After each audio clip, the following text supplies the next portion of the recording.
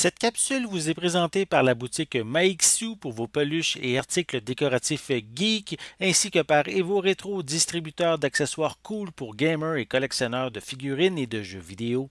Et bonjour, ici Sébastien, j'espère que ça va bien. Une nouvelle critique aujourd'hui, je vous parle de Wonder Woman 1984, ici en combo 4K Ultra HD et Blu-ray. C'est distribué par Warner Brothers. C'est réalisé par Patty Jenkins qui avait également réalisé le premier volet. Ça met en vedette Gal Gadot, Kristen Wiig, Pedro Pascal et Chris Pine.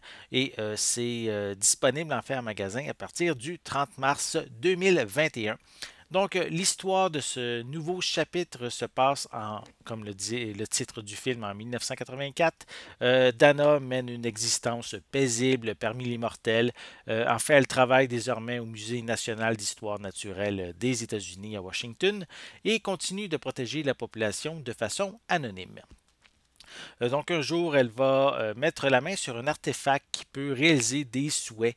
Elle ne croit pas vraiment non plus à cet objet-là, mais elle va réaliser que l'objet a des pouvoirs quand que Steve Trevor, son amour, va revenir à la vie, ce qui était son souhait. Et en même temps, elle va réaliser que la pierre est dangereuse. Elle va craindre aussi que cette pierre tombe entre de mauvaises mains. Mais malheureusement, ces appréhensions vont se concrétiser assez rapidement lorsque Maxwell Lord, qui est un magnat de pétrole, va absorber les pouvoirs de la pierre et va devenir surpuissant et aussi très dangereux. Donc, j'ai évité de regarder les critiques lors de la sortie au cinéma et aussi en vidéo sur demande pour Wonder Woman 1984. Mais évidemment, je ne vis pas dans une grotte, donc j'ai évidemment su que le film n'a pas été apprécié du public en général et a même été ramassé d'aplomb, même par plusieurs. Effectivement, après mon visionnement, oui, il y a certaines lacunes, ça c'est évident. Premièrement, le film est beaucoup trop long. Plusieurs scènes s'éternisent inutilement, tandis que d'autres sont quand même ici sympathiques, mais ne servent pas nécessairement l'histoire, notamment la scène dans le centre commercial.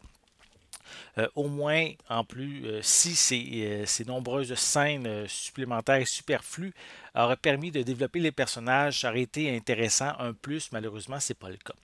J'aurais aimé en apprendre davantage sur le passé de Barbara, alias Cheetah, mais on explore peu son passé. Même chose pour le grand méchant du film, qui est pas suffisamment non plus détaillé. On ne trouve pas vraiment ses justifications, sa motivation pour être le méchant en tant que tel. Oui, on sait que l'argent il aime beaucoup l'argent, son désir de dominer le monde aussi est présent, mais j'aurais aimé en savoir davantage. L'histoire a également plusieurs raccourcis scénaristiques qui sont facilités par la pierre qui permet d'exaucer des vœux, comme le fait que Steve Trevor revient dans la peau d'un étranger, mais qui est vu à travers les yeux de Diana, qui elle le voit sous les traits de Chris Pine. On ne connaît rien de cet étranger-là, même qu'est-ce qui va lui arriver par la suite. Et le fait que le film est quand même assez long, mais on aurait pu inclure ce genre d'éléments dans le long métrage. D'un autre côté, la thématique de la pierre, je la trouve quand même intéressante, assez originale aussi, même si ce n'est pas parfait non plus. Hein. Wonder Woman est quand même ici assez cool à voir, malgré que j'ai trouvé un petit peu quétaine lorsqu'elle prend la position de Superman lorsqu'elle vole. Pour les scènes d'action, je trouve qu'elles sont bien réalisées, surtout la séquence avec le camion blindé dans le désert. J'avoue que c'est ma scène d'action préférée du film.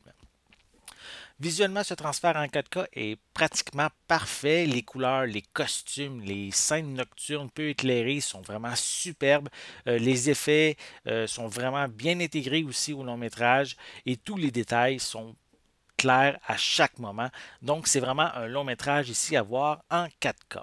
Pour les pistes sonores, elles sont disponibles en anglais Dolby Atmos, anglais 5.1, français doublé au Québec 5.1, espagnol 5.1, italien Dolby Atmos et 5.1, et ainsi que allemand Dolby Atmos et 5.1 aussi. On retrouve des sous-titres dans les mêmes langues que je viens de mentionner. Pour les suppléments, on retrouve le making-of du film. On a des featurettes avec Gal Gadot et Kristen Wiig qui parlent de leurs personnages. On a également un bref aperçu de la scène d'ouverture avec la jeune Diana. On a un segment avec Gal Gadot et Kristen Wiig qui ont du plaisir sur le plateau de tournage. On a aussi un faux commercial avec le personnage de Max dans le long métrage.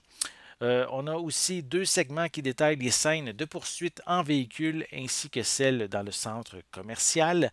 On a une table ronde virtuelle qui a eu lieu lors de la conférence du DC Fandom 2020 avec plusieurs membres de la production.